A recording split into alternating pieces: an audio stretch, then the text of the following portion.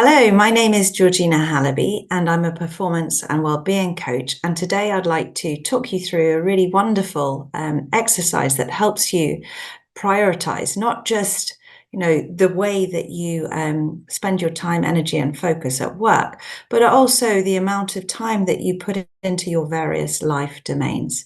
And you'll notice at the bottom of this video, there is a worksheet you can download, but I'm going to talk you through it now. So grab pen and paper and feel free to pause this video at the appropriate time so that you can complete the exercise.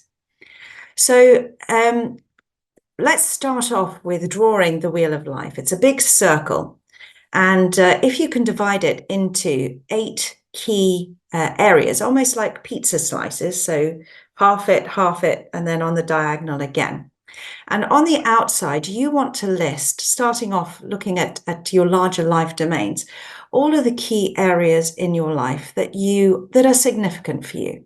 So, for example, here we've got significant other or love life or relationship, personal growth, fun and leisure, home environment, career, money, health, friends and family. Feel free to change this to whatever resonates or is most relevant to you.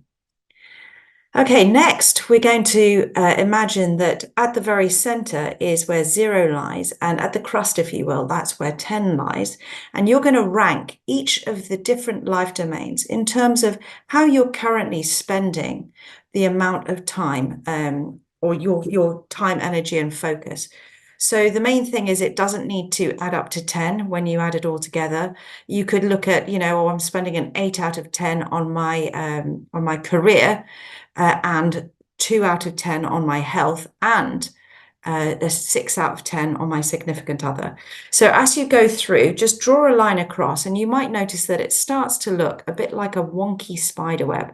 So just jot down the number and go through and draw the lines across each life domain now, pausing if you need to. Okay, so now we're going to look at your ideal life domains and how you'd like to be spending your time, energy, and focus. So if you've got another colored pen, grab it now. If not, feel free to use like a dotted line and go through and do exactly the same, marking how you would ideally like to spend your time, energy, and focus, jotting down the number next to it. And it may be useful to draw an arrow. So for example, if you're going from a 2 to an 8, you just draw an arrow upwards. Whereas if you're going from an 8 to a 2, you just draw it downwards. And feel free to pause the video now to complete this. Because now we're going to move on to the reflections exercises. So the first thing to think about is, as you look at this wheel of life, what comes up for you? What are you noticing? Just jot that down and pause if you need to here. All right, now what I would like you to do is I want you to pick 2 or 3 top areas that you want to focus on, that you would like to prioritize on this wheel of life, and write them down. And then out of that top 3, pick one, just one, and come up with a couple of different actions, 3 or 4 different actions that you can put into place now to make this the priority. So for example, if it's health, that could be something like do more exercise. And within do more exercise, it could be create a more consistent routine by getting up at 6:30 in the morning. Or it could be eat more healthily, in which case the action step could be something like create a shopping list and buy everything over the weekend so that I'm not cut short and find myself just binging on unhealthy food just because it's in the fridge. Take a moment to do that now. And when you've done that top life domain, do the same for the other 2 now. What are the first 3 things that you can do to make this happen? Now, as you look at this, I want you to make some commitments in your mind. How do you want to put this into effect? What do you commit to do in terms of putting this into action so that you can have work-life balance, so that you can put your time, energy, and focus intentionally, right? Proactively rather than reactively. It's a very, very simple exercise. Now, at this point, I'd like to show you how this can also be used in a work context. So how you can make your workday as productive as possible. So instead of these 8 key categories, you can make them a lot more relevant to your workday or your work week. So choose 8 key categories now and just write them down. It could be things like admin, firefighting, client servicing, strategy, whatever it is. Just write that down and go through the same exercise. Where are you spending your time, energy, and focus now? And where would you want to spend it, right? In an ideal scenario. And then what are the key action steps that you can take now in order to make this happen, right? Because you know that where your attention goes, energy flows. So now what I want to do is share a couple of additional tips to help you make your day as productive as possible. And for me, this is much more of a work scenario. So 4 tips to make your day more meaningful and effective at work. So I always ask myself in the morning, what can I do today that will take half the effort on my behalf, but that will really bring me like 10 times the impact? What can I focus on right now, first thing, that will really shift my business? And then I get it done first thing.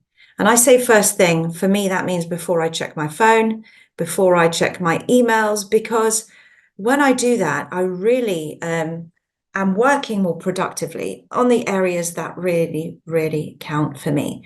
And it's incredibly satisfying and fulfilling when you get to do that first thing, because I know how easy it can be to just get distracted by all of the to-dos and the tasks and the firefighting that naturally comes in. So start the day being proactive instead of reactive, and it will make such a difference. And on that note about being really intentional, my second tip is quantify your priorities. What to you would help you prioritize whatever task or to-do comes in? Would it be, is this generating money for my business? Or would it be, this is client servicing and that is therefore the most important thing for me? Is it, I need to build a case study? So quantify what your priorities are, put them in order so that you can then start to have a system to filter all of the incoming tasks and to-dos. And on that note, use a traffic light system. So this is where you mark all of your incomings. They could be everything like from emails to to-dos in terms of red, amber, and green. Red is very urgent, drop everything, needs to be dealt with right now. And that will be as per your priority that you've quantified. The next one is amber, which is, okay, yes, this can wait just 20 minutes or an hour. Set aside some time and then do that later. But you don't have to drop everything to look at it now. And then the last one is green. Meh, it can wait. I can deal with it, at the end of the day, or I'll put an hour aside and go through all of my green stuff. That way you're not being pulled and pushed by all of the various things that are landing on your desk or on your phone.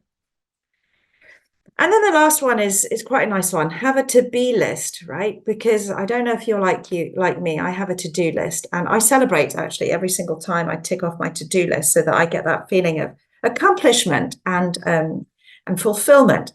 But sometimes when I look at my to-do list, I'll think, who do I have to be, or how do I have to be showing up in order to get this done? And I will create a power word as to how I need to be showing up to get it done. So for example, it could be diligent, determined, methodical, or if it's like a really boring chore day, it could be something that's completely a pattern interrupt, like playful or curious. So it's fun to have a to-be list whenever you have a to-do list, because it makes the whole lot a lot more joyful, and also make sure you get it done. Right. So I do hope that these tips have helped. And as you start to put them into effect, start to notice how you're able to step into peak performance and well-being, because the whole idea of having this wheel of life is that you're able to have peak performance and well-being, not one at the expense of the other. So with that, I just want to thank you for your time and have a wonderfully productive day, week, life. Thank you.